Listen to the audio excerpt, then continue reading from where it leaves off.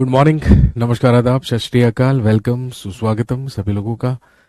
Class live हो चुकी है दोस्तों। ठीक 10:05 अब हुए हैं और तारीख आपको पता है, आज 6 नवंबर 2024 है। क्लास पूरी तरीके से लाइव है। आई होप आप सभी लोगों के डिवाइस में क्लास लाइव हो चुकी होगी। आप ठीक ठीक मुझे देख पा रहे और सुन पा रहे होंगे। आइए सारे के सारे लोग जल्दी से मौजूद हो जाइए। अवधेश कुमार पटेल, स्वाति स्वाति रजक, मंतशा नाज, माशुदा बेगम, भूषण विहारी, हिमांशी, आरती लोधी, चाहत गुप्ता, काशिफ अंसारी, संध्या शर्मा, कृष्णा देवी, मितुल, मनीष, रुबीना, ये कुछ लोग हैं जिनके कमेंट्स मुझे स्क्रीन पर नजर आए हैं। कोमल कुमारी, श्वेता गौर, शमा शर्मा, अमरजोत कौर, अजीत कुमार, सुम्या, प्रकृति, जेबा शेख, विशाल, प्रीति, परख, आशीष, दीपिका, सौम्या, रुचि, रुनिया, अबू सैयद अली, ज्योति, शिवकांत, मेघा, स्माइल। आइए भाई, सारे के सारे लोग जल्दी से मौजूद हो जाइए। क्लास लाइव हो चुकी है। और दोस्तों, आप जानते हैं कि लास्ट क्लास में हम लोगों ने फिनिश किया था पढ़ना लोकल गवर्नमेंट के बारे में, जिसमें हमने सबसे पहले पंचायती राज व्यवस्था के बारे में पढ़ा। उसके बाद हमने रूरल एडमिनिस्ट्रेशन और अर्बन एडमिनिस्ट्रेशन के बारे में बात की। कंटिन्यू करते हैं। This is social and political life.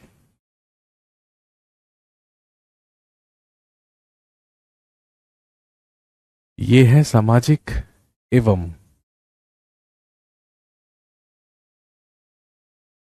राजनैतिक जीवन।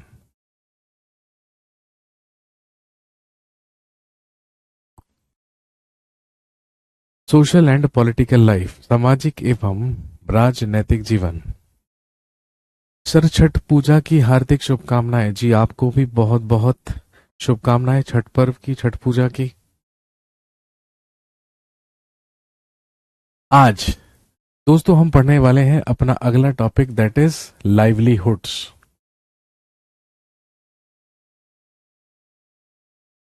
आज का हमारा टॉपिक रहेगा लाइवलीहुड्स या आजीविकाएं।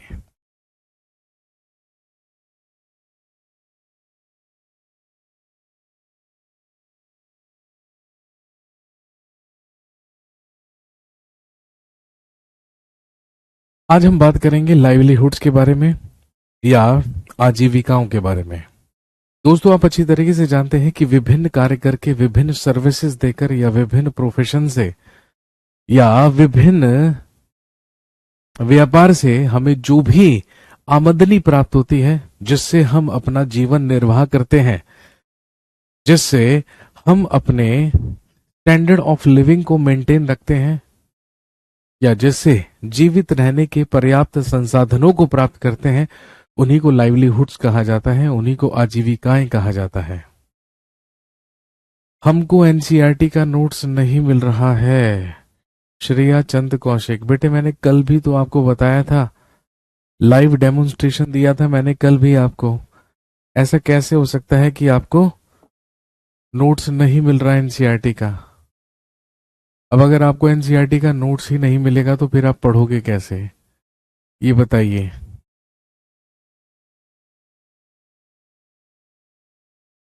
ऐसे तो बड़ी मुश्किल हो जाएगी।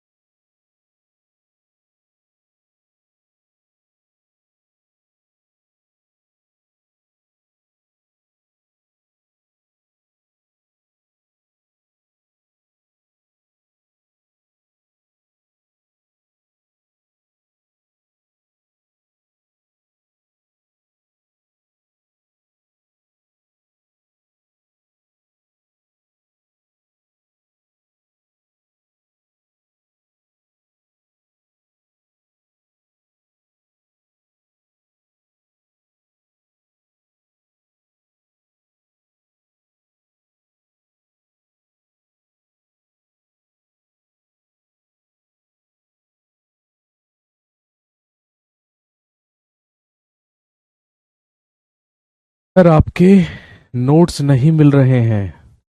अब देखो मैंने करियर विल का वेब पेज खोल दिया है यहाँ पे। ठीक है, ऐसा ही कुछ वेब पेज आपको शो होता होगा, माई कोर्सेस।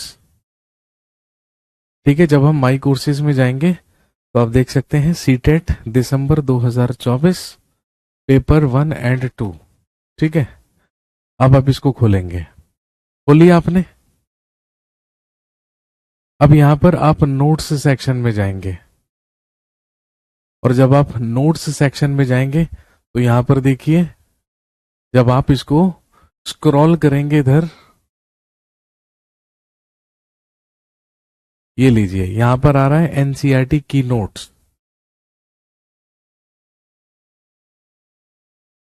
और जैसे ही आप एनसीईआरटी की नोट्स खोलेंगे तो देखिए यहाँ पे सारे के सारे की नोट्स आपको अवेलेबल हैं। जैसे for example class 6 polity all chapters,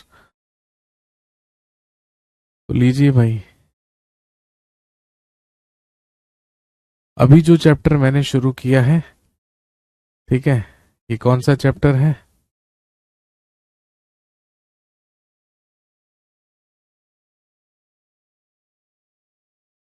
ये लीजिए,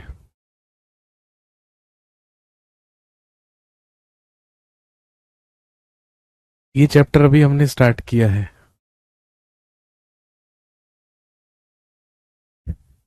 आजीविकाएं, लाइवलीहुड्स। ग्रामीण क्षेत्रों में आजीविका के कई प्रकार हैं। कलपट्टू गांव का यहाँ पर एग्जाम्पल दिया है, जो कि तमिलनाडु का एक कोस्टल एरिया का गांव है। लीजिए, है तो सही सब कुछ। क्या नहीं मिल रहा आपको? एनसीईआरटी की नोट्स नोट सेक्शन में दिए गए हैं। अब जब आपको वो मिलेंगे नहीं तो फिर आप पढ़ोगे कैसे? करियर विल एप्लीकेशन इतनी कठिन तो नहीं है चलाने की, आप वो चला ही नहीं पा रहे हैं।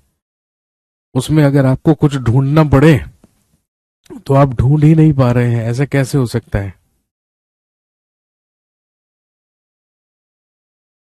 तो बेसिकली लाइवलीहुड्स का यहां पर मतलब क्या है? भाई देखो, सिंपल सी बात है, मेरा प्रोफेशन है टीचिंग, मैं आप लोगों को पढ़ा रहा हूं। ठीक है, करियर विल ऐप पर आप सीटेट की तैयारी कर रहे हैं।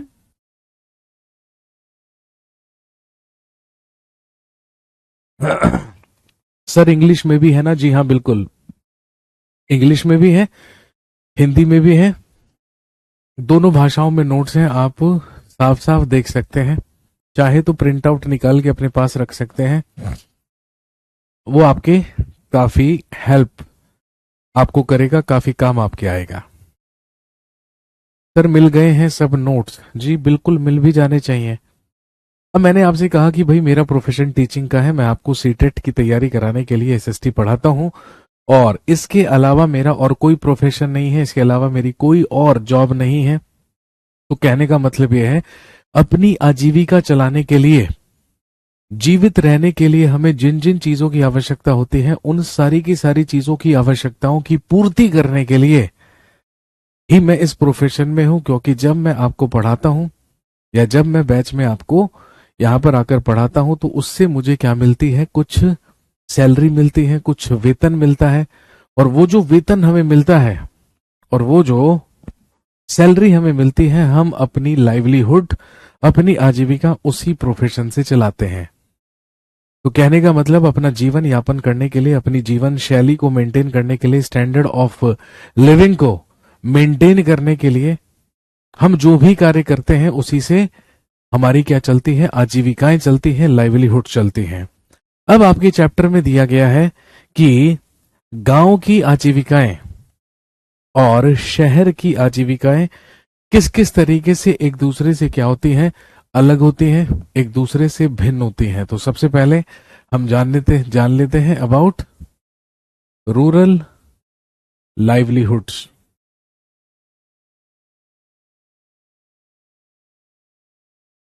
सबसे पहले लिखेंगे ग्रामीण आजीविकाएं।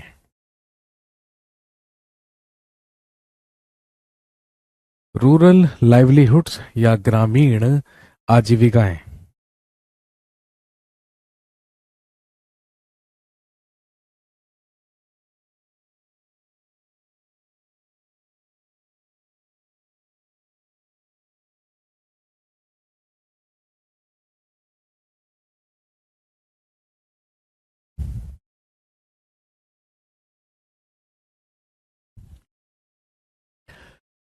अब अगर हम रूरल आजीविकाओं के बारे में या रूरल लाइवलीहुड्स के बारे में बात करते हैं, तो we can take an example of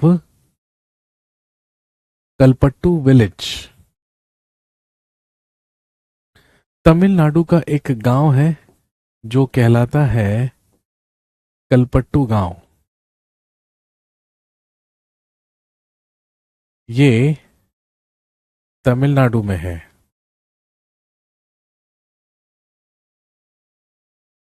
Kalpattu village is in Tamil Nadu. और दोस्तों ध्यान रखेंगे, ये तमिलनाडु में एक कोस्टल एरिया का गांव है या समुद्र तट का गांव है। और इस गांव में भी बाकी सभी गांवों की तरह कृषि के अलावा भी और कई सारे कामों को कर कर लोग अपनी आजीविकाएं कमाते हैं, अपनी लाइवलीहुड से चलाते हैं। अब अगर हम कलपट्टू के बारे में बात करें, तो यह है एक ऐसा गांव है जो समुद्र तट के पास है। यहाँ पर लोग कई तरीके के काम करते हैं। दूसरे गांव की तरह यहाँ खेती तो होती ही है, लेकिन खेती के अलावा यहाँ के लोग और भी कई सारे कामों को करने में बिजी होते हैं, लिप्त होते हैं। जैसे टोकरियां बनाना, जैसे बर्तन बनाना, जैसे घड़े, ईंट, बैलगाड़ी आदि बनाना। इन सारे के सारे कामों में भी कलपट्टू के गांव के जो लोग हैं वो शामिल हैं या वो लिप्त हैं। इसके अलावा अगर इस गांव में हम बात करें,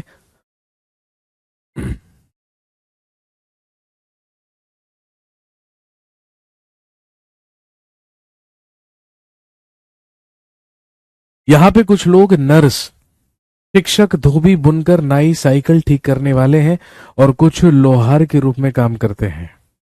यहाँ पर कुछ लोग दुकानदार भी हैं, कुछ लोग व्यापारी भी हैं।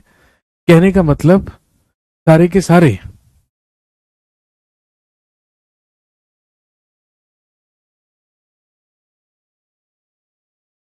सर, आप बोलते रहते हैं, लिखवाते नहीं है बेटे। मैं आपसे वही तो कह रहा हूं, जो मुझे लिखवाना है ना, उसी को तो कंपाइल करके आपको एनसीईआरटी की नोट्स में दिया गया है, ताकि आप लोगों का ध्यान लिखने में नहीं समझने में रहे।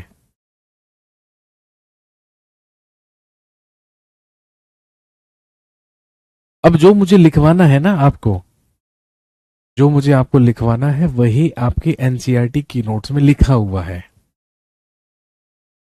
तो वो जो नोट्स कंपाइल करवाए गए हैं वो इसीलिए करवाए गए हैं ताकि आप क्लास में कॉन्सेप्ट समझ लें, और फिर जब आपको नोट करना हो तो आप एनसीईआरटी की नोट्स को निकाल कर पढ़ लें और उसके प्रिंट आउट्स निकाल लीजिए। क्या दिक्कत है? तो जिस कलपट्टू गांव के बारे में हम बात कर रहे हैं, वहां पर कुछ लोग हैं जो छोटे मोटे काम करने में बिजी होते हैं, जैसे टोकरी बनाना, बर्तन बनाना, घड़े बनाना, बैलगाड़ियां बनाना, ईंटें बनाना।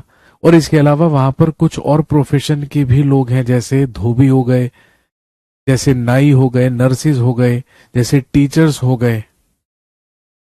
कुछ लोग हैं जो साइकिल ठीक करने का काम करते हैं। कुछ लोग होते हैं जो कि लोहार का काम करते हैं, यानी कि अलग अलग सेवाओं में वो लोग इन्वॉल्व हैं। यहां पर कुछ दुकानदार और व्यापारी भी होते हैं। इस गांव की जो मुख्य गली है वो एक बाजार की तरह दिखती है।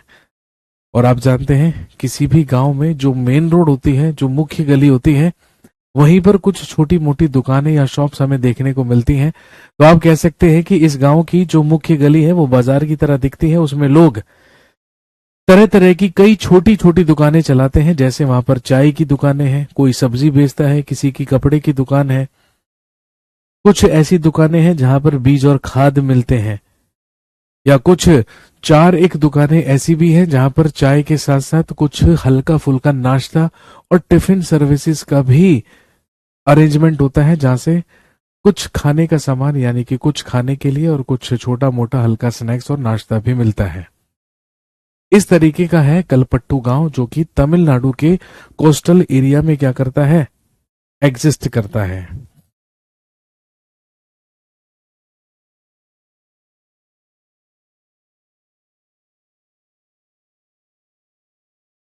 लेकिन लाइफ इन रूरल एरियाज, लेकिन ध्यान रखेंगे ग्रामीण क्षेत्रों का जीवन कैसा होता है।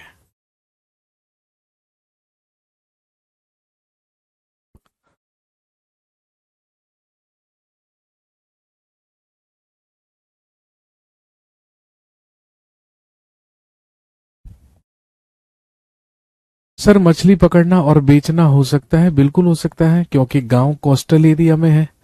और स्वाभाविक सी बात है, जब समुद्र तट का गांव है तो भाई डेफिनेट सी बात है, वहां पर मछुआरे भी होंगे।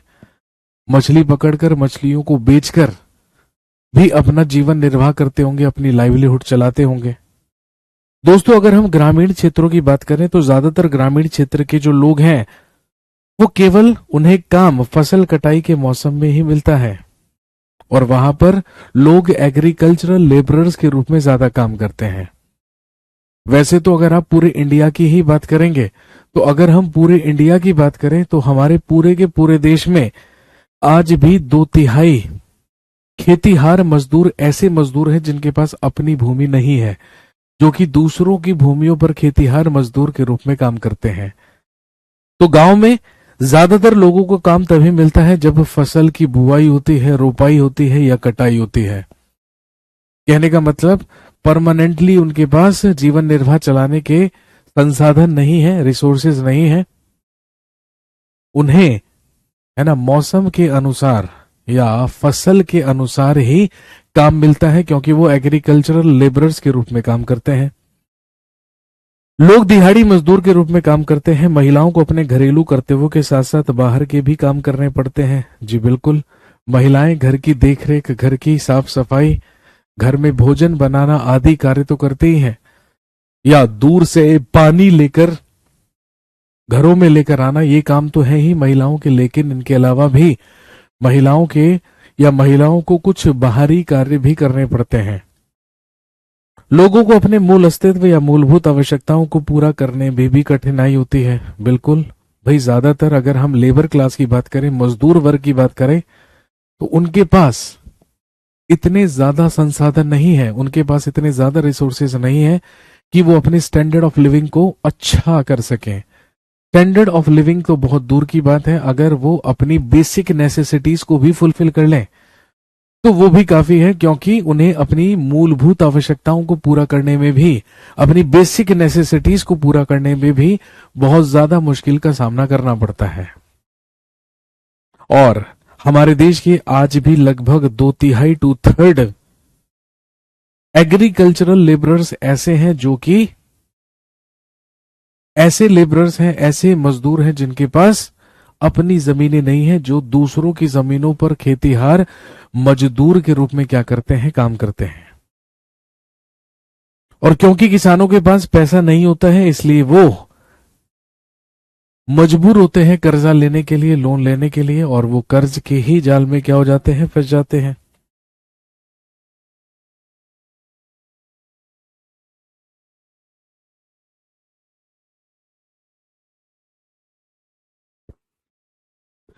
ध्यान रखेंगे, ओनली 20% और लेस देन 20% ऑफ एग्रीकल्चरर्स और farmers have a good standard of living.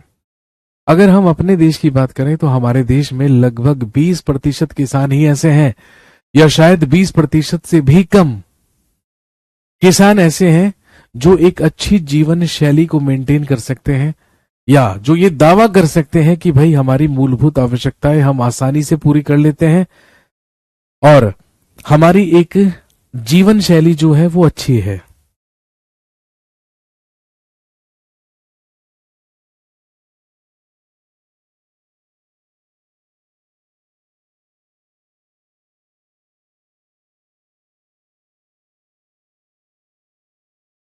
और खासकर अगर हम कोस्टल एरियाज की बात करें, तटीय क्षेत्रों की बात करें,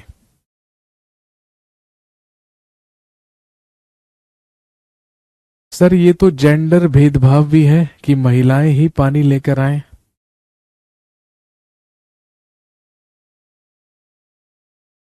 भाई देखो, सिंपल सी बात है ना, जो घर पर है वो पानी ला सकता है। ज्यादातर ऐसा महिलाएं ही होती हैं, क्योंकि भाई महिलाएं जो होती हैं ज्यादातर महिलाएं घरों पर रहती हैं, घरों में काम करती हैं, घरों के कार्य संभालती हैं।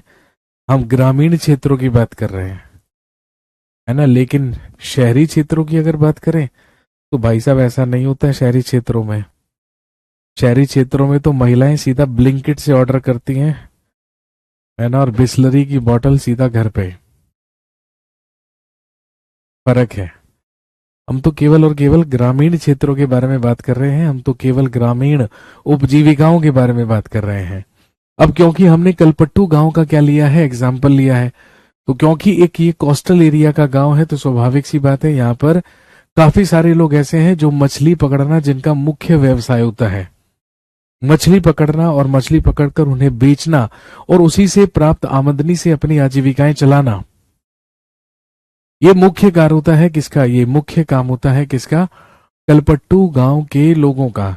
लेकिन आप ये भी सोचिए कि जब मानसून का समय होता है और जब ये लोग मछली पकड़ने के लिए समुद्र में जाते हैं, अंदर तक जाते हैं, तो इन्हें एक भारी भरकम रिस्क उठाना पड़ता है। क्योंकि अगर सामान्य तौर पर भी ये सुबह निकलते हैं मछली पकड़ने के लिए और कई मीलों अंदर तक ये समुद्र में चले जाते हैं, तो हमेशा इस बात का खतरा बना रहता है कि कहीं इनकी नाव के साथ कोई दुर्घटना ना हो जाए, कहीं ये किसी समुद्री तूफान में ना फंस जाए, कहीं कोई ऐसी अनहोनी ना हो जाए जिसकी वजह से ये वापस ही ना लौट पाए। कहने का मतलब आजीविका तो कमानी है, लेकिन आजीविका कमाने के साथ साथ उन्हें कई प्रकार के बड़े बड़े रिस्क भी लेने होते हैं, कई प्रकार के जोखिम भी उठाने पड़ते हैं। और खासकर ऐसा मानसून के समय में होता है भाई, क्योंकि जब मानसून आता है तो उस समय आप जानते हैं अच्छी खासी बरसात होती है, अच्छी खासी बारिश होती है। और मानसून के मौसम में मछुआरे सबसे ज्यादा असुरक्षित रहते हैं कि ये ही नहीं पता होता है कि वो लोग वापस भी लौटेंगे या नहीं लौटेंगे। तो कहने का मतलब, कहानी का सार ये है कि अगर हम आजीविकाओं की बात करें या लाइवलीहुड्स की बात करें, तो ग्रामीण क्षेत्रों के लोगों के लिए अपनी लाइवलीहुड्स या अपनी आजीविकाएं चलाना बेहद स्ट्रगलिंग और बेहद चैलेंजिंग होता है। इतना आसान नहीं है उन लोगों के लिए, इतना इजी उन लोगों के लिए नहीं है कि वो सही से अपनी आजीविकाओं को चला सके।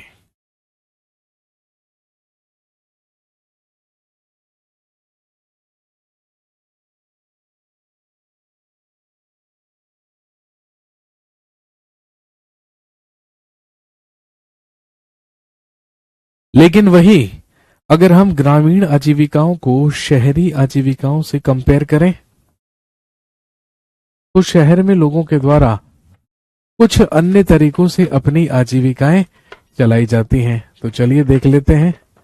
अगर हम अर्बन लाइवलीहुड्स की बात करें और शहरी आजीविकाओं के बारे में बात करें, तो वो ग्रामीण आजीविकाओं से किस प्रकार अलग है।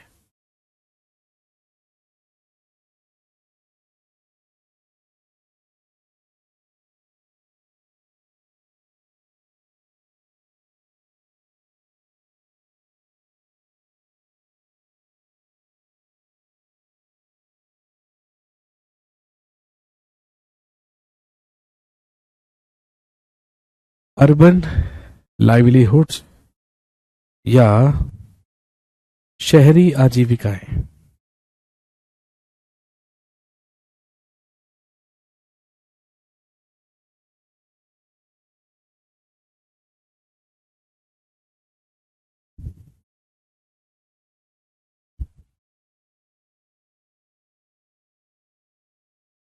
दोस्तों, आप जानते हैं कि हमारे देश में अगर हम बात करें,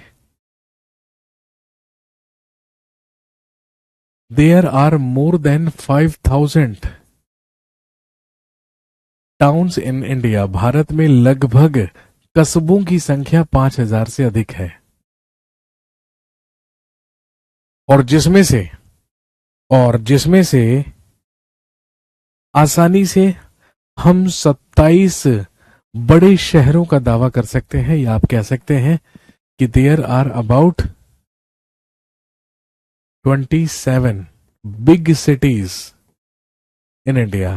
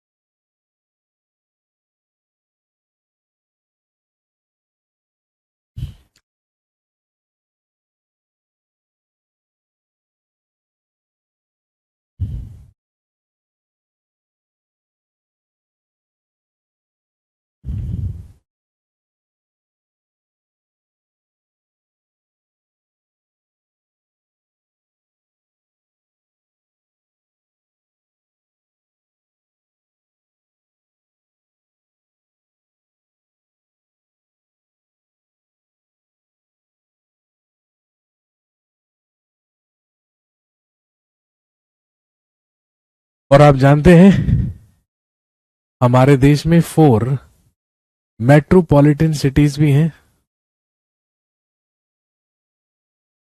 या हमारे देश के 4 महानगर भी हैं, दिल्ली, मुंबई, चेन्नई और कोलकाता, जिन्हें आप महानगर कह सकते हैं। लेकिन अगर हम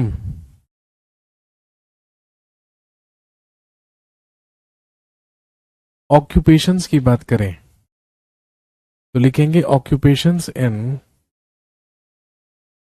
अर्बन एरियाज, शहरी क्षेत्रों में व्यवसाय के प्रकार। अगर हम शहरी क्षेत्रों में व्यवसाय के प्रकारों के बारे में बात करें तो ये 3 प्रकार के होते हैं। सबसे पहले कहलाते हैं प्राइमरी, प्राथमिक, एक होते हैं सेकेंडरी। सबसे पहले होते हैं प्राइमरी, जिन्हें आप प्राथमिक कह सकते हैं। दूसरे होते हैं सेकेंडरी, जिन्हें आप द्वितीयक कह सकते हैं। और एक होते हैं टर्शियरी, जिन्हें आप तृतीयक कह सकते हैं। ये 3 प्रकार के मुख्य रूप से व्यवसाय शहरी क्षेत्रों में देखने को मिलते हैं।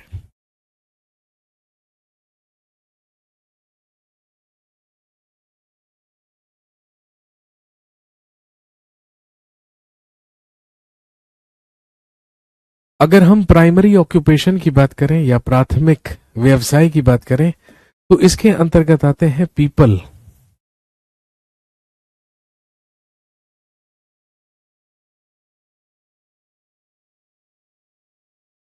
इन एग्रीकल्चर, कृषि में लिप्त लोगों, कृषि में लिप्त लोगों के व्यवसाय को ही, या people engaged in agriculture is known as primary occupation.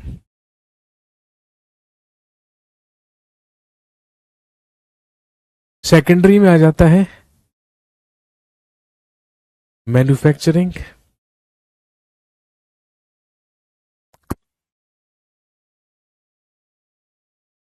Raw materials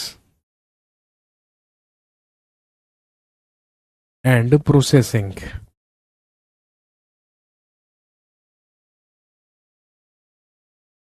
secondary occupation के अंतर्गत आप रख सकते हैं, लिखेंगे विनिर्माण, प्रसंस्करण या कच्चा माल।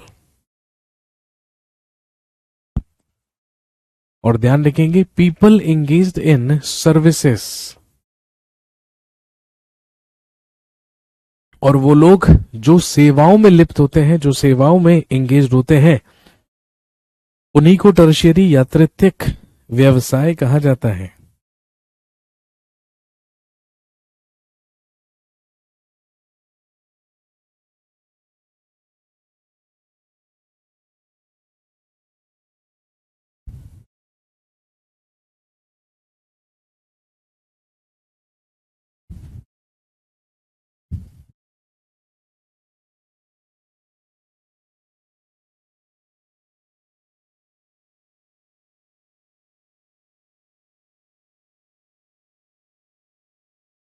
अब हम अर्बन लाइवलीहुड्स के बारे में अगर हम बात करें तो अर्बन लाइवलीहुड्स के हमारे पास कई प्रकार हैं। जैसे सबसे पहला, अर्बन लाइवलीहुड्स के हमारे पास कई प्रकार होते हैं। जैसे कि सबसे पहला हमारे पास होता है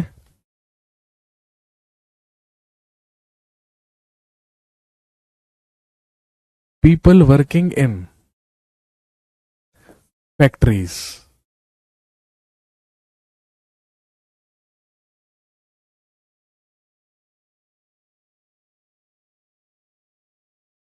कारखानों में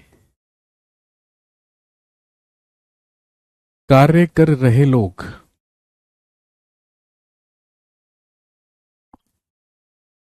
पीपल वर्किंग इन फैक्ट्रीज, कारखानों में कार्य कर रहे लोग।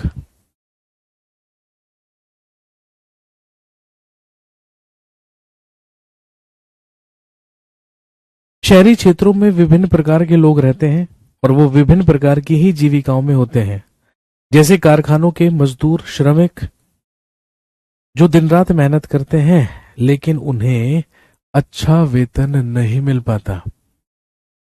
या आप कह सकते हैं कि दिन रात काम करने के बाद वो दिन रात मेहनत करते हैं, ओवर टाइम्स भी करते हैं ताकि उन्हें कुछ अच्छा वेतन प्राप्त हो सके।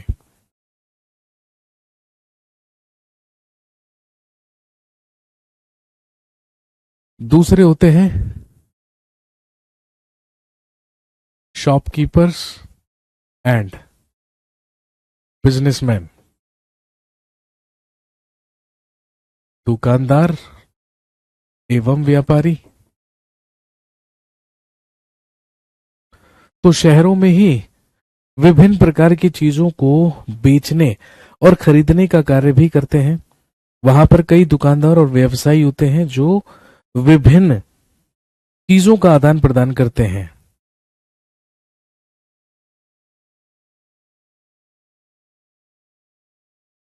और अगर हम सर्विसेज की बात करें तो शहरों में कुछ लोग टीचर्स हैं, कुछ डॉक्टर्स हैं, कुछ लॉयर्स हैं,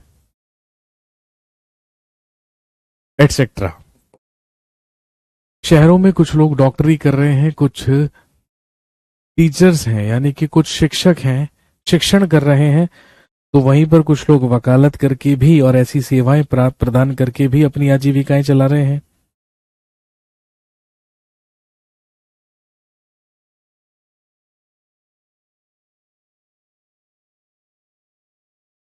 और इसके अलावा कुछ वेजिटेबल वेंडर्स,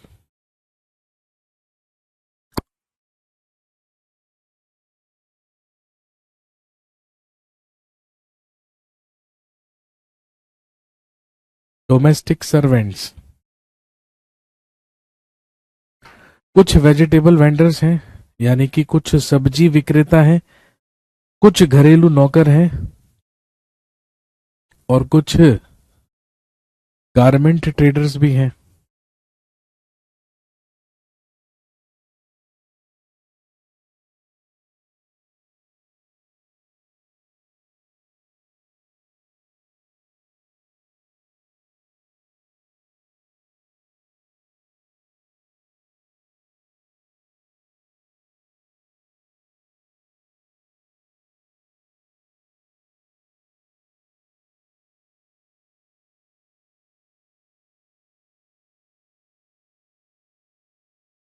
ये वो कुछ मुख्य कार्य हैं जो लोग शहरों में रहकर करते हैं।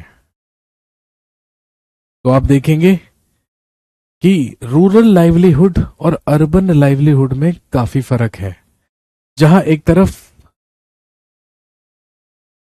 गांव के लोग खेतीहार, मजदूर हैं, मछुआरे हैं या छोटे छोटे कामों को करने वाले हैं, वहीं दूसरी तरफ कंपैरेटिवली ज्यादा बेटर प्रोफेशन और ज्यादा बेटर चीजों में इन्वॉल्व हैं शहर के लोग। लेकिन अल्टीमेटली आप जानते हैं कि ग्रामीण जीवन बिल्कुल सिंपल और सादा होता है, जहां पर उतनी ज्यादा संसाधनों और रिसोर्सेज की जरूरत नहीं होती है जितनी कहां पर होती है, शहरों में। तो कहने का मतलब सिंपल सा ये है कि जहां गांव के लोग अपनी आजीविकाओं और अपनी मूलभूत आवश्यकताओं को पूरा करने में भी कई प्रकार के जोखिम उठाते हैं, वहीं अगर हम शहरों की बात करें तो उनकी मूलभूत आवश्यकताएं तो आसानी से पूरी हो जाती हैं, लेकिन वो एक अच्छा स्टैंडर्ड लिविंग मेंटेन या स्टैंडर्ड ऑफ लिविंग मेंटेन करने के लिए कई प्रकार के क्या करते हैं, स्ट्रगल करते हैं। यही सबसे बड़ा अंतर है शहरी और ग्रामीण आजीविकाओं के बीच में। चलिए, तो यहां पर ये चैप्टर भी क्या होता है, समाप्त होता है। तो अल्टीमेटली हम लोगों ने आपके पॉलिटी के 4 चैप्टर्स यहां पर क्या कर लिए हैं, कंप्लीट कर लिए हैं। और अगर हम इन 4 चैप्टर्स के बारे में बात करें तो आप जानते हैं सबसे पहले हमने डाइवर्सिटी पढ़ा, उसके बाद हमने गवर्नमेंट पढ़ा, उसके बाद हमने लोकल गवर्नमेंट पढ़ा, और फिर उसके बाद और फिर उसके बाद हम लोगों ने बात की लाइवलीहुड्स या आजीविकाओं के बारे में।